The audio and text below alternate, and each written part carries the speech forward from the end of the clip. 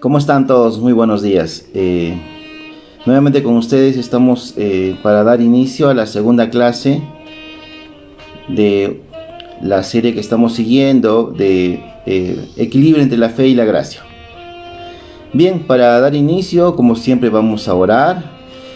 Quizás algunos se preguntarán, ¿por qué oramos cada vez que estamos iniciando una enseñanza? Bueno, para los que no conocen, la oración es que dispone tu corazón para la enseñanza, para poder adherir la enseñanza, para poder asimilar la palabra, para poder recibir la semilla y para de alguna forma preparar nuestra tierra, que es nuestro corazón, para que a su tiempo dé su fruto. Por eso es que siempre oramos antes de una enseñanza, igual al culminar, para terminar algún estudio, siempre también oramos para que la semilla implantada en nuestros corazones la atesoremos y la guardemos.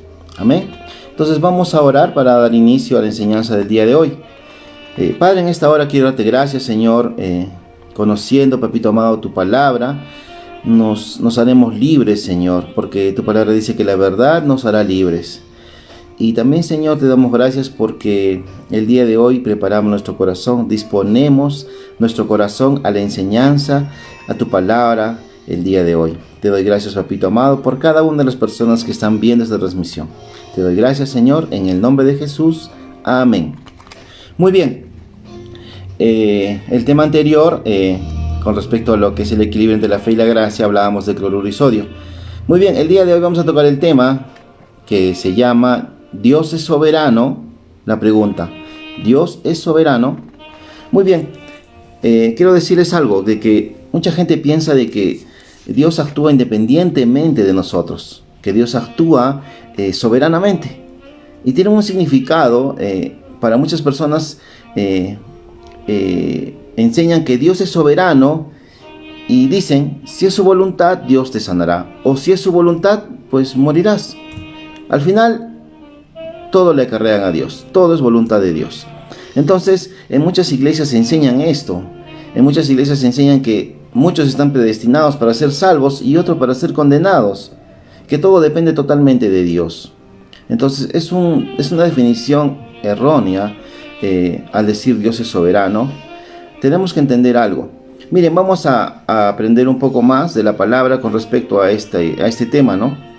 El conflicto entre la fe y la gracia se llama calvinismo. Miren, le voy a leer la definición de calvinismo. Es una doctrina religiosa protestante que tuvo su origen en las ideas del teólogo francés Juan Calvino.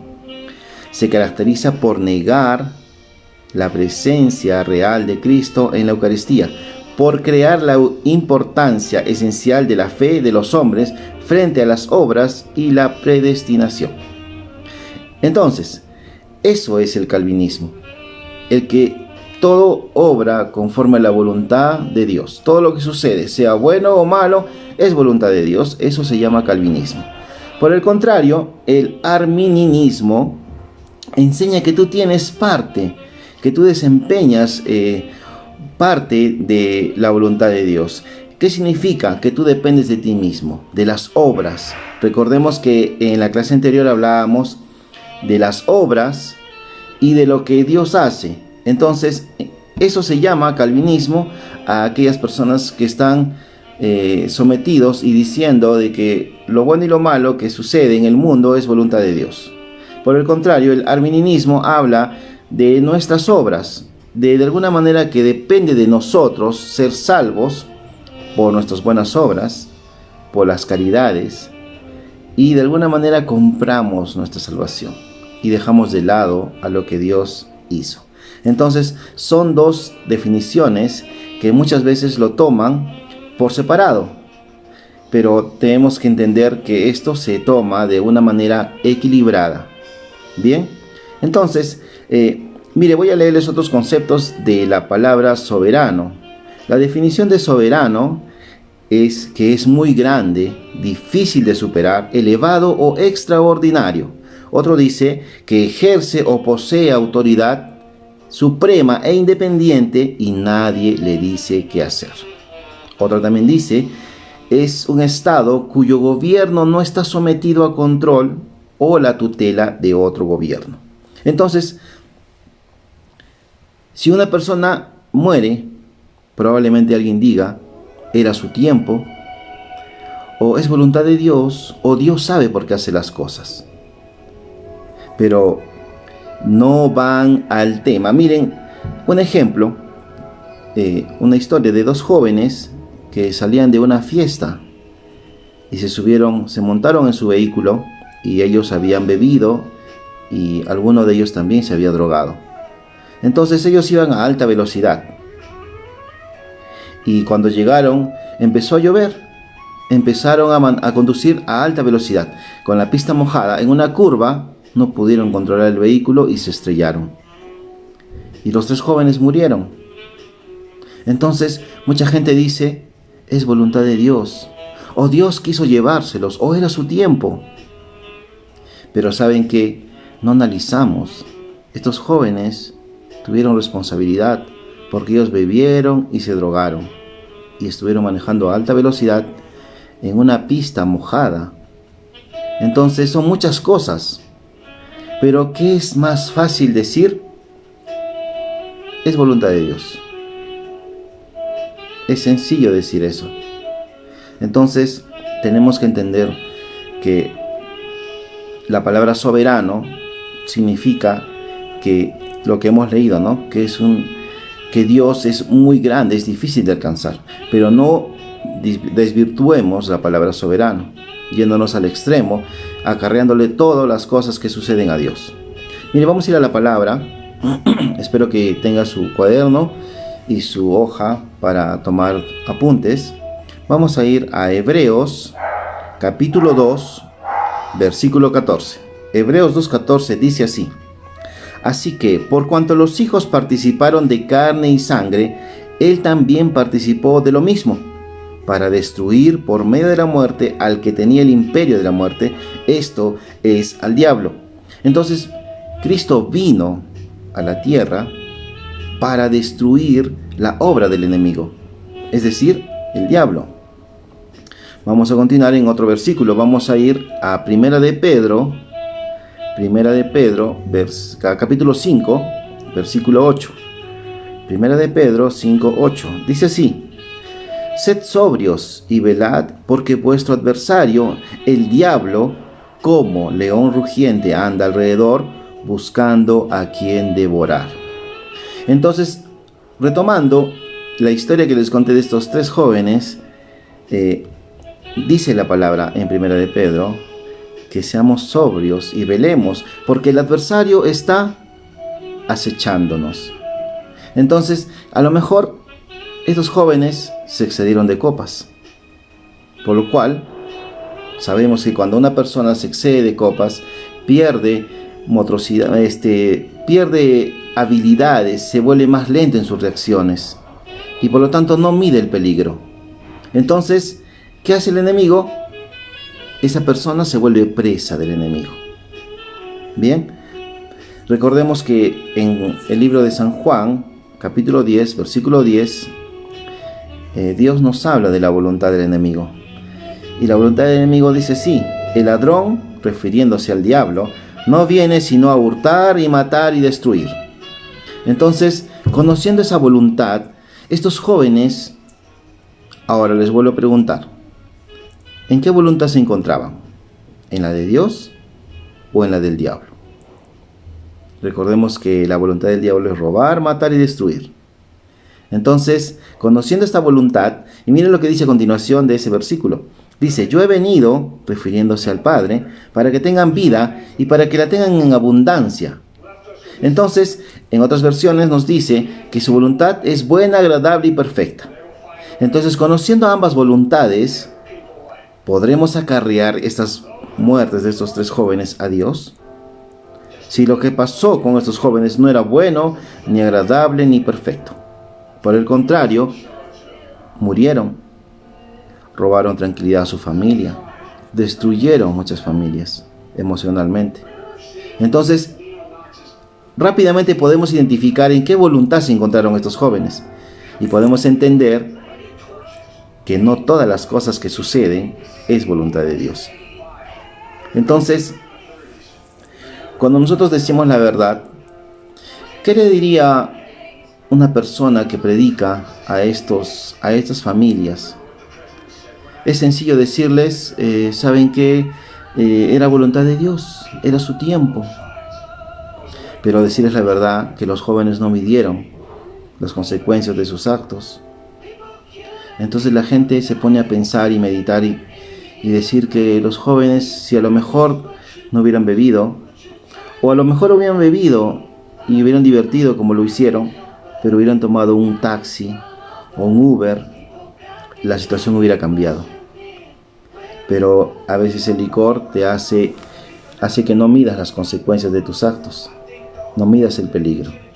Entonces podemos entender de quién fue la voluntad y no fue la de Dios.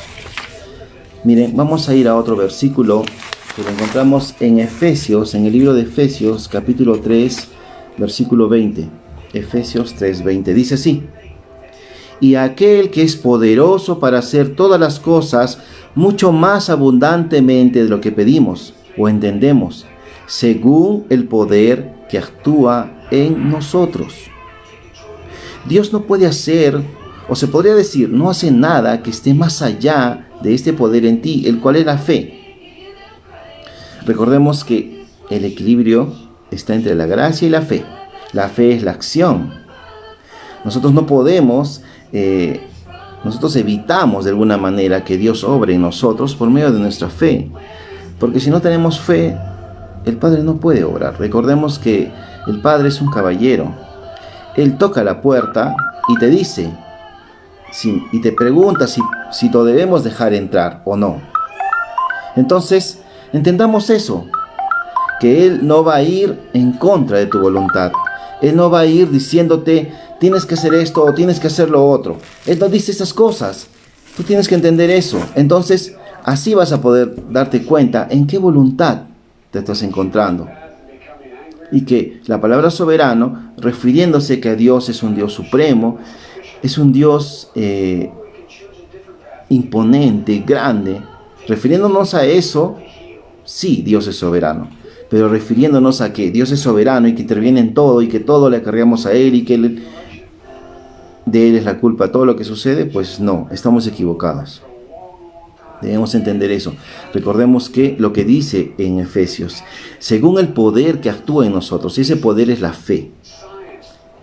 Es como que nosotros quisiéramos encender un auto sin batería.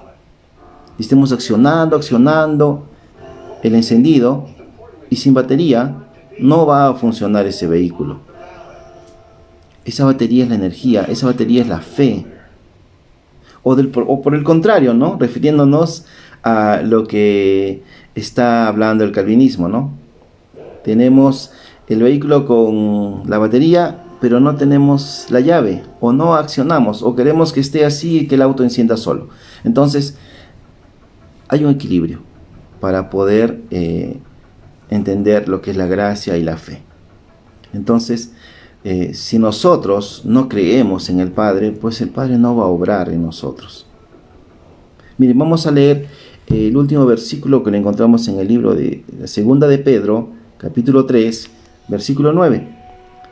Dice así: el Señor no retarda su promesa, según algunos la tienen por tardanza, sino que es paciente para con nosotros, no queriendo que ninguno perezca, sino que todos procedan al arrepentimiento. Este versículo lo deja muy claro. Es voluntad de Dios que todos seamos salvos. Todos seamos salvos.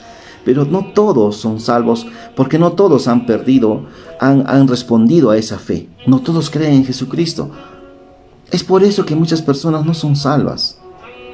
Pero en este versículo nos está diciendo claramente que la voluntad de Dios es buena, agradable y perfecta, y por lo tanto Él anhela, Él quiere, su deseo que todos seamos salvos. Porque si Dios fuera soberano, Él haría que todos seamos salvos. Por lo tanto, si tú estás obrando mal, Él vendría y te diría, ¿sabes qué? Tú tienes que hacer esto, y sería autoritario y sería un dictador. Porque recordemos que hay muchas personas que dicen, sí, yo creo en Dios, pero todavía no es mi tiempo, que quiero seguir todavía tomando mis propias decisiones, quiero aprender de la vida. Y vamos a seguir así. Y vamos a obviar lo que Dios dice. Entonces entendamos que la soberanía de Dios está reflejada solamente en la respuesta a la fe. En ese sentido, Dios sí es soberano. Pero no acarriemos todo lo que sucede a Dios. Hemos aprendido que la voluntad de Dios es buena, agradable y perfecta, y que la voluntad del diablo es robar, matar y destruir.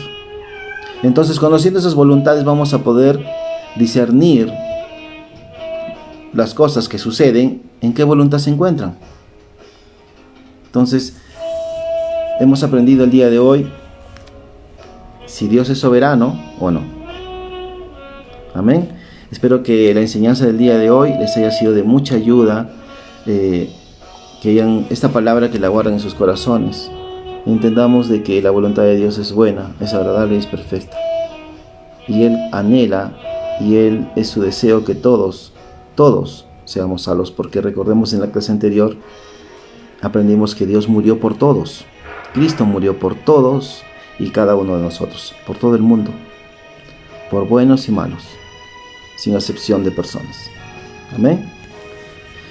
Bien, vamos a orar para dar por finalizada la enseñanza del día de hoy. Le voy a pedir que en casa usted cierre sus ojitos.